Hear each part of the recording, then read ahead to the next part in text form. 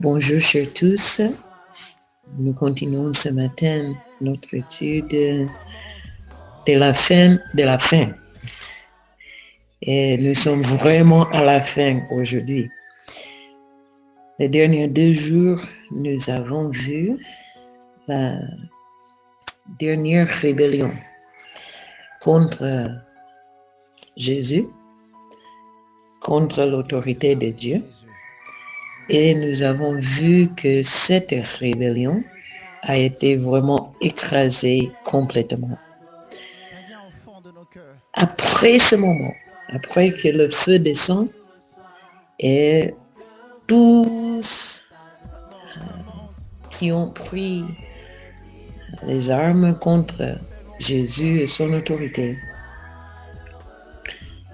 ils sont détruits. Maintenant aussi la terre est détruite. Et nous allons voir maintenant la suite. Aujourd'hui, on va considérer le jugement dernier.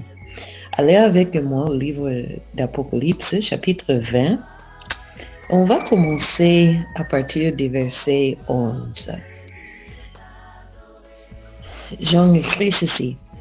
Puis, je vis un grand trône blanc et celui qui était assis dessous. La terre et le ciel s'enfuirent devant sa face, et il ne fut plus trouvé de place pour eux. La terre actuelle, l'univers naturel comme nous le connaissons, parce que quand il parle du ciel, il parle du cosmos, de cet univers que nous avons, l'univers que nous voyons avec les étoiles et tout ça sera détruit parce que c'est parti de la création préparée pour l'homme. Et Dieu va maintenant changer toutes les choses.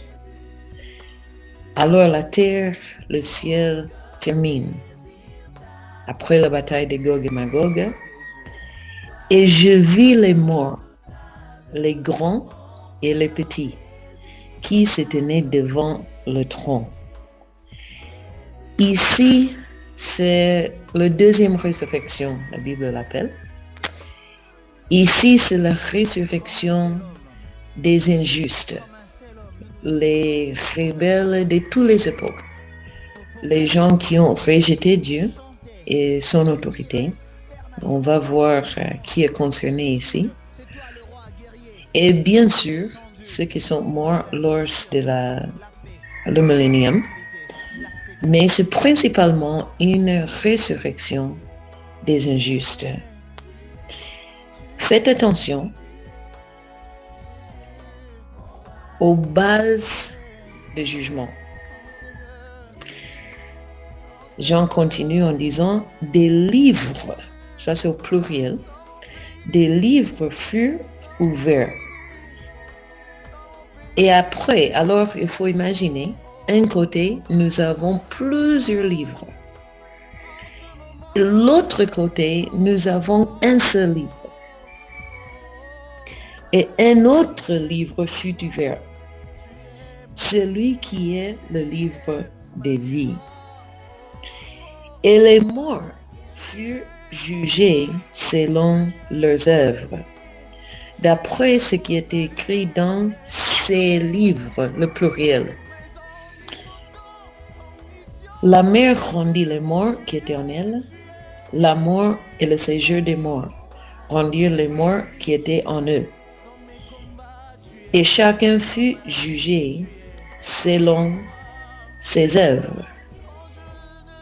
Et la mort et le séjour des morts furent jetés dans le temps de feu. C'est la seconde mort, le temps de feu. Quiconque, verset 15, c'est vraiment clé. Et je souhaite que ça forme la base de notre motivation à partir d'aujourd'hui. quiconque ne fut pas trouvé écrit dans le livre des vies fut jeté dans le temps de feu. Ici, nous avons une image vraiment terrifiante, pour parler la vérité. C'est le moment quand toutes les choses, Luc chapitre 12, verset 2, nous dit que tout qui était fait en secret sera révélé en ce jour-là. C'est le moment quand les livres, les archives, on va dire, seront ouverts. Et ceux qui n'ont pas reçu Jésus seront jugés sur la base de ses œuvres. J'écoute souvent, et je suis sûre que vous avez écouté au cours de l'évangélisation ou même dans les études bibliques, peut-être vous-même vous avez posé les questions. Mais quoi des gens qui n'ont jamais eu l'opportunité d'accepter Jésus? Comment Dieu peut-il leur juger? Et Romains 1, c'est très clair que nous serons jugés par nos œuvres. Mais mes frères, nous connaissons déjà, ça c'est la base de l'évangile. Si nous sommes jugés par nos œuvres, même au niveau, je vais dire, de notre lumière, parlons de quelqu'un qui vit dans un village lointain, il n'a jamais écouté l'évangile. Mais est-ce que lui-même, s'il est jugé selon ses œuvres, il peut atteindre même son propre standard?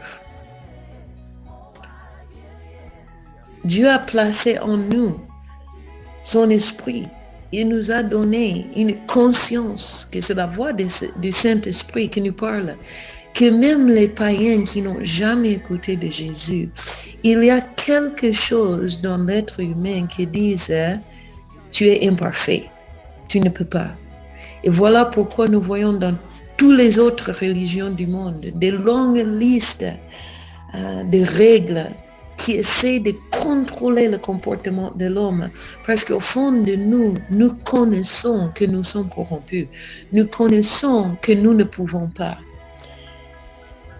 Et Dieu ne va pas juger les païens qui n'ont jamais écouté, soit à l'époque de l'Ancien Testament, soit à l'époque du Nouveau Testament, selon l'évangile que nous avons reçu.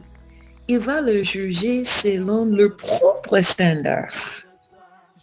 Le standard de conscience, pas le standard légal.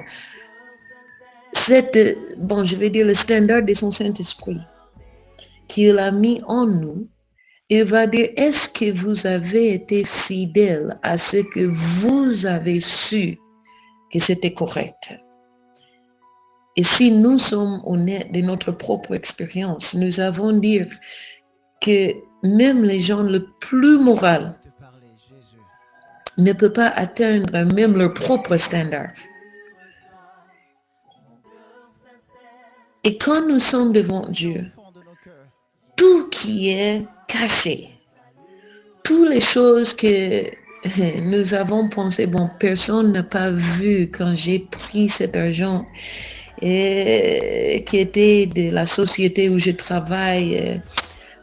Avant de donner le compte rendu, j'ai eu des besoins à la maison, j'ai mis quelque chose dans la poche. Personne n'a pas vu, en tout cas c'est une grande société, personne ne va pas manquer même cette peu d'argent. Dieu a vu et un jour tout ça sera révélé.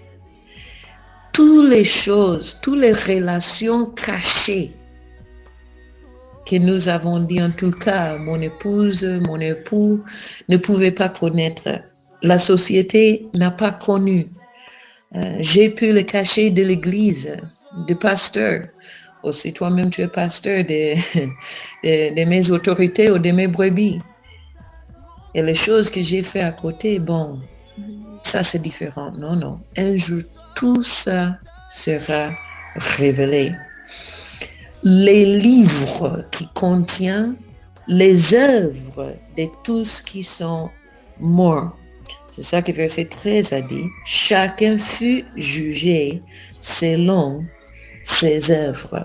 Mes frères, si nous sommes jugés selon nos œuvres, personne parmi nous ne va pas entrer au ciel. Dieu est juste et dans sa justice, il ne peut pas permettre que le péché entre. Voilà le besoin, l'impératif, si je peux dire, de prêcher l'évangile. Nous sommes trop distraits, mais mes frères, il y a un jour quand chacun parmi nous et aussi chacun qui est en face de nous vont donner le compte rendu.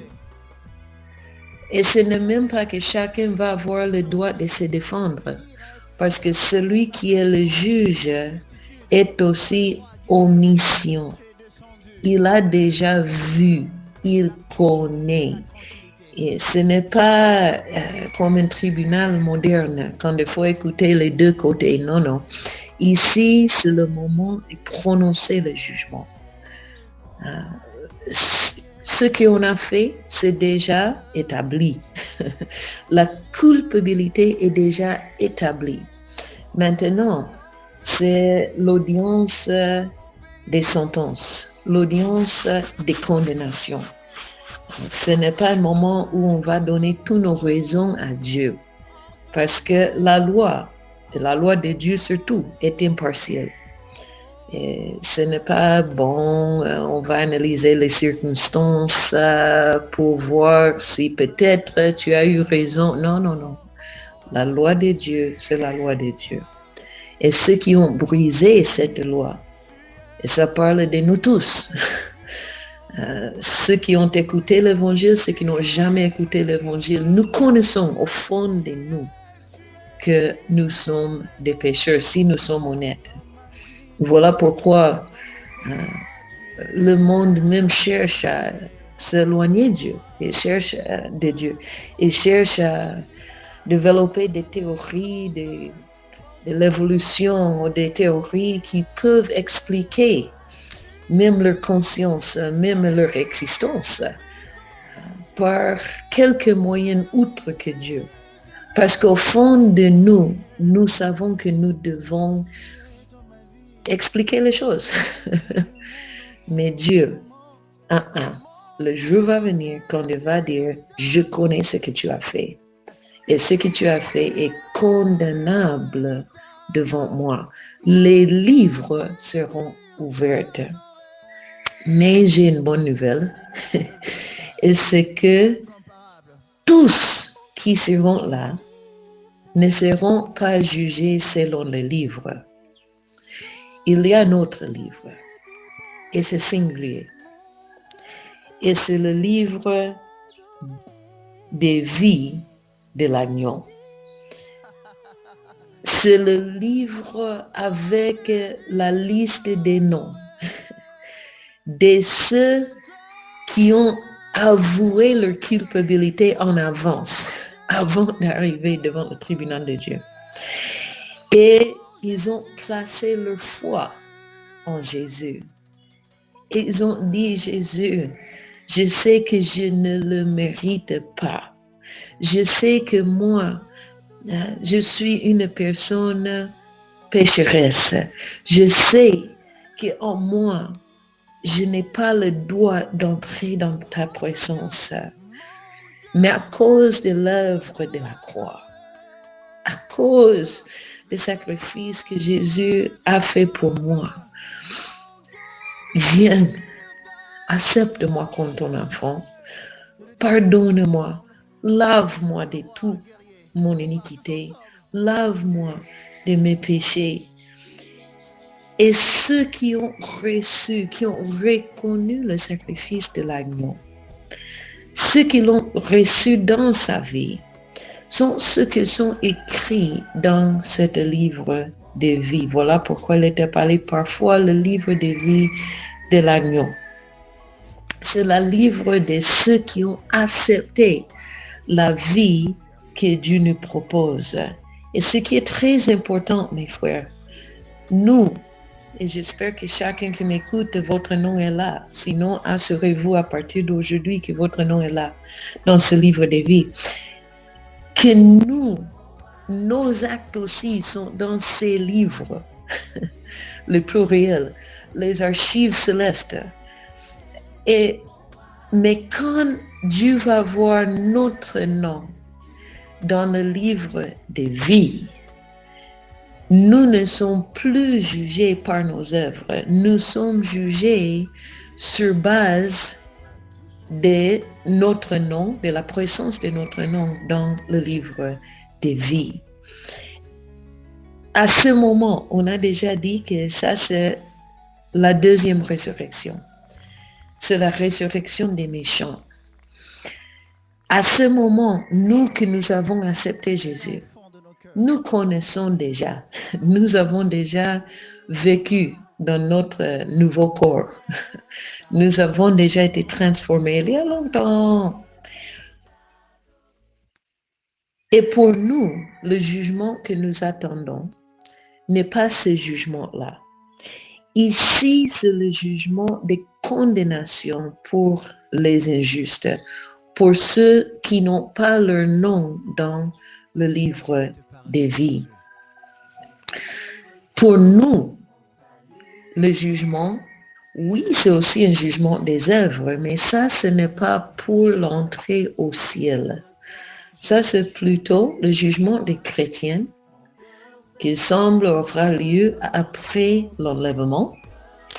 Et cette occasion, ce jugement des chrétiens sera pour la récompense au ciel.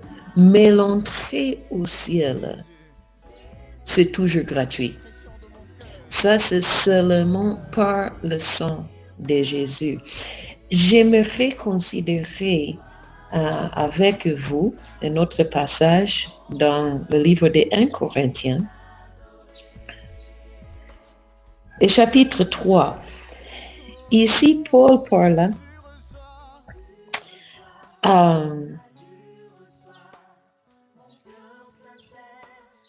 des visions dans l'église de Corinthe. Il parle de la préférence pour un ministre sur un autre. Ici, nous ne parlons pas d'une différence de doctrine. Nous parlons tous des vrais ministres, pas des escrocs, pas des faux prophètes. Non, nous parlons tous qui sont mentionnés ici, Paul, Apollos, Céphas, c'était des vrais prédicateurs de l'évangile. Alors, la différence n'était pas doctrinale. La différence, c'était sur base de personnalités, peut-être des styles de prédication, des personnages. Et Paul est en train d'attaquer ce favoritisme, ou cet fanatisme, peut-être c'est le meilleur mot. Mais quand il parle de ces différents ouvriers dans le champ de Dieu, il nous parle, je suis 1 Corinthiens 3 à partir du verset 9, il dit « Car nous sommes ouvriers avec Dieu ». Il parle en particulier de lui, de Céphas, de Apollos, il va mentionner même Barnabas plus tard. Nous tous, nous sommes ouvriers avec Dieu. Vous êtes le champ de Dieu. L'Église, le vous là, ce n'est pas un individu. Bien sûr, c'est l'Église. L'édifice de Dieu. Selon la grâce de Dieu qui m'a été donnée, j'ai posé le fondement. C'était lui l'implanteur de l'église de Corinthe. Comme un sage architecte, un autre bâtit dessus. Mais que chacun prenne garde à la manière dont il bâtit dessus. Car personne ne peut poser un autre fondement que celui qui a été posé, savoir Jésus-Christ. Et dit aux Corinthiens, moi je suis arrivé, je vous ai prêché l'évangile de Jésus. Je vous ai présenté Jésus crucifié, c'est ça qu'il a dit dans le chapitre 2. Jésus crucifié et pas un autre message. Et vous ne pouvez pas changer le fondement. Le fondement de l'Église, c'est Jésus. Mais ce que nous tous pouvons faire, nous ajoutons les briques au-dessus. Nous ajoutons les briques sur le fondement qui est Jésus. Et si quelqu'un travaille bien pour le Seigneur, il ajoute des choses de qualité à l'Église, d'or, de l'argent, des pierres précieuses. Bien sûr, ça c'est figuré. Hein? Ça ne parle pas de la quantité de nos offrandes. Ou il peut aussi construire avec du bois, du foin, du chaume.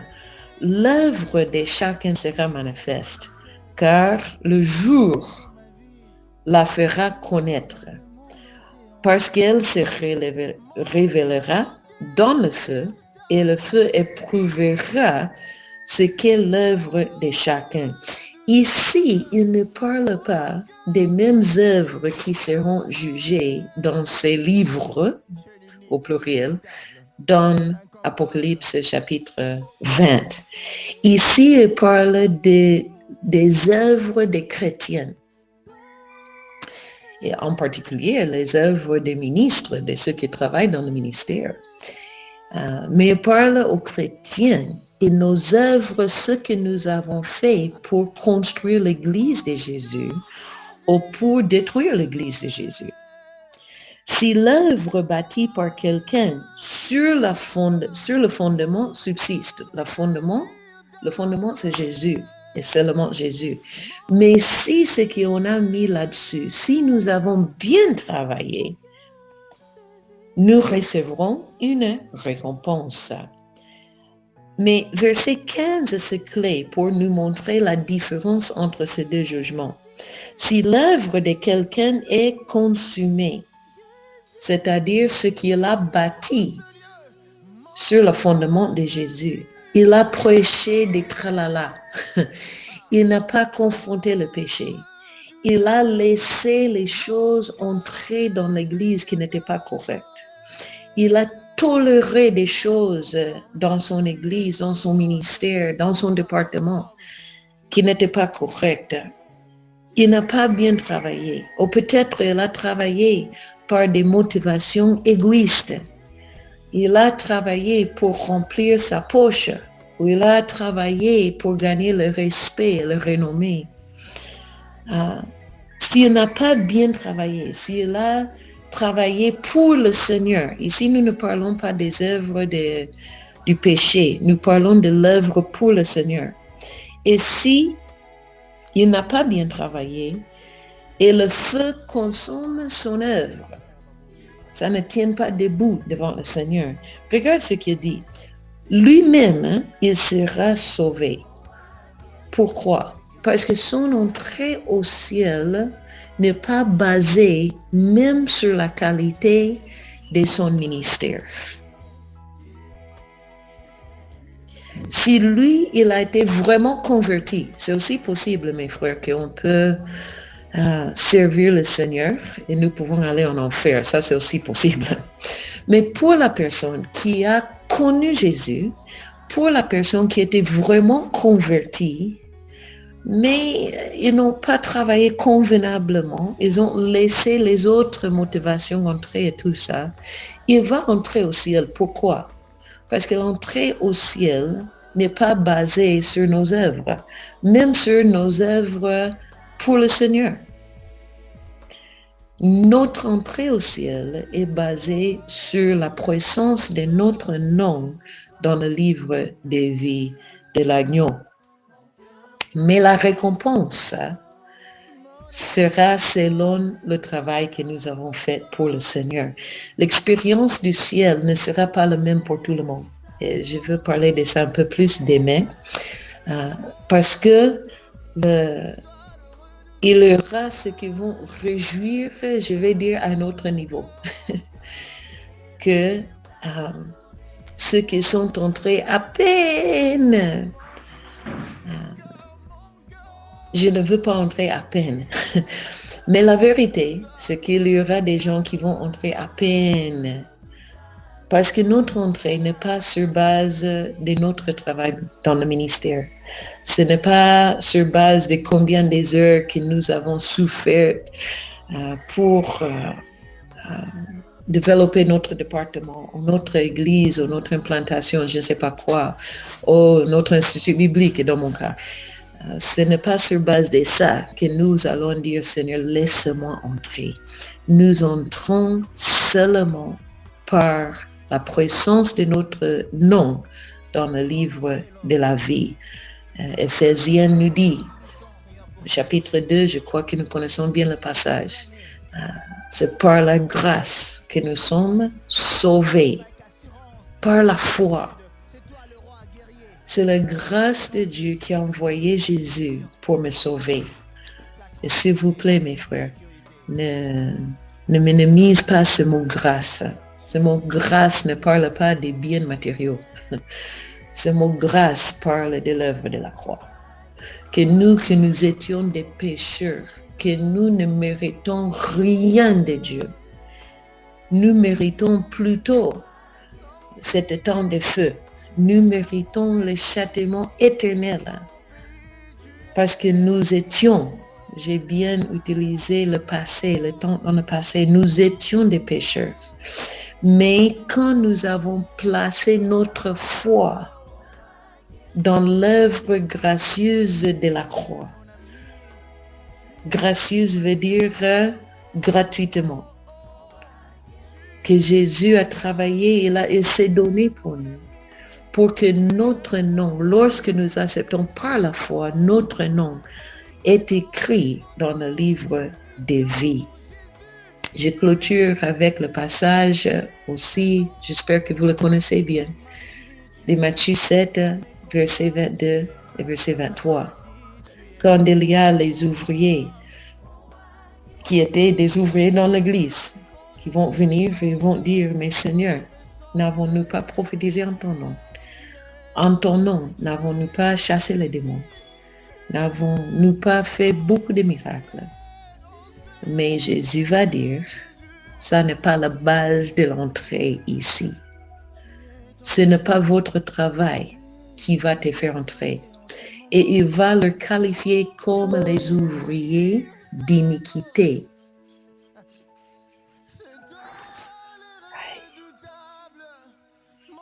Éloignez-vous de moi, je ne vous ai jamais connu.